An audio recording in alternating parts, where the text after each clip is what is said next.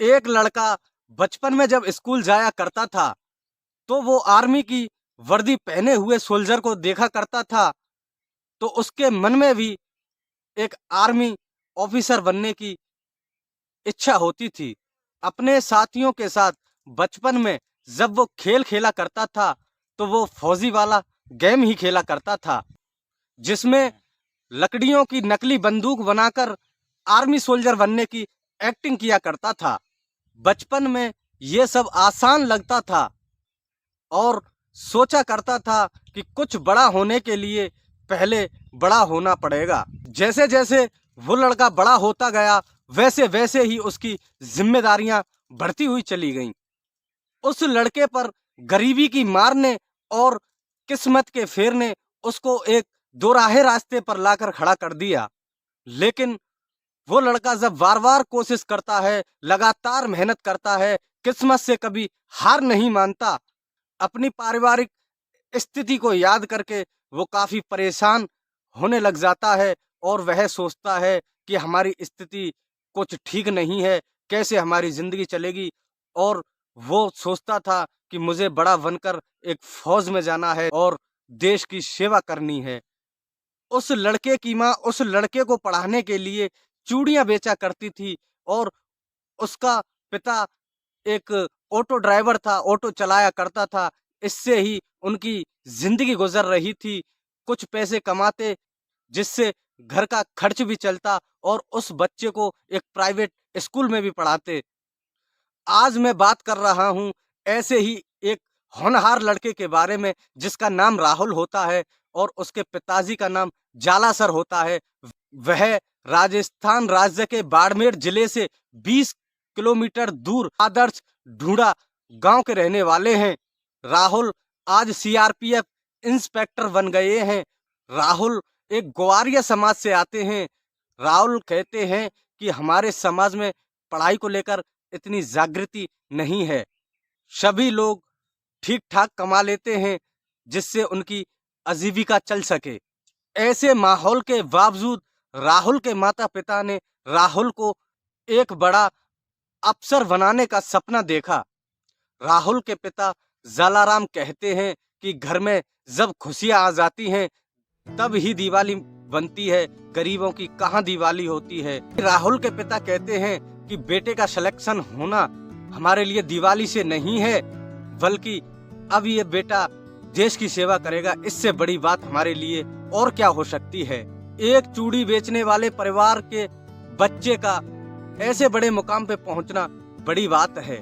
ये सब याद करके राहुल के पिता कहते हैं कि मुझे अच्छी तरीके से याद है, जब राहुल लगभग 1.5 महीने का था, जब उनका एक एक्सीडेंट हो जाता है और उनके दोनों पैर टूट जाते हैं। लेकिन उनकी पत्नी कमला देवी कभी हार नहीं मानती और वो घर घर जाकर कपड़े बेचती है, घर घर जाकर चूड़ियां बेचती हैं, जिससे उसने अपने पति का भी इलाज कराया और बच्चे को एक प्राइवेट स्कूल में भी पढ़ने भेजा।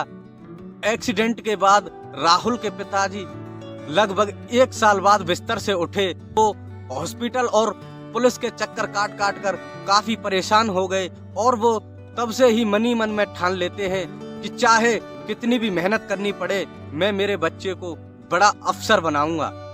बच्चों को पढ़ाने के लिए वो दोनों अलग अलग मजदूरी करते हैं। पत्नी हॉस्पिटल के बाहर चूड़ियां बेचा करती थी, वहां से कुछ ही दूरी पर तिलक बस स्टैंड के पास जालाराम भी चूड़ियां बेचने का काम किया करता था। वो दोनों कभी कभी 100-150, कभी 200-250 रुपए कमा लेते थे, जिससे वो अपने घर का खर्च भी चलाया करते थे और बच्चों को भी पढ़ाया करते थे।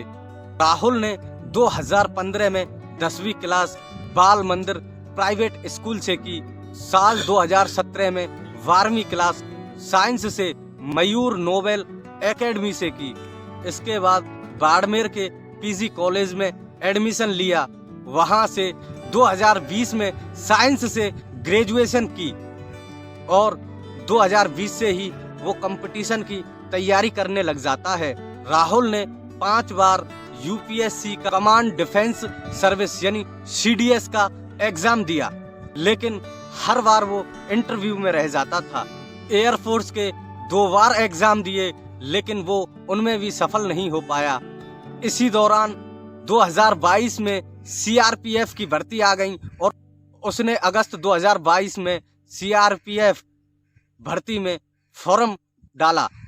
प्री एग्जाम 2022 अक्टूबर में हुआ था। इस एग्जाम को राहुल ने क्लियर कर लिया। इसके बाद फरवरी 2023 में फिजिकल टेस्ट नई दिल्ली में हुआ था, उसको भी क्लियर कर लिया। मेंस एग्जाम देने के बाद राहुल का मेडिकल होने वाला था। पढ़ाई में ज्यादा ध्यान देने से, राहुल की फिजिकल एक्टिविटी नहीं होने से उसका वजन 98 किलो हो गया। सिलेक्शन पद के लिए 82 किलो वजन ही होना था। 16 किलो वजन कम करने के लिए राहुल के पास मात्र 42 दिन का ही समय था।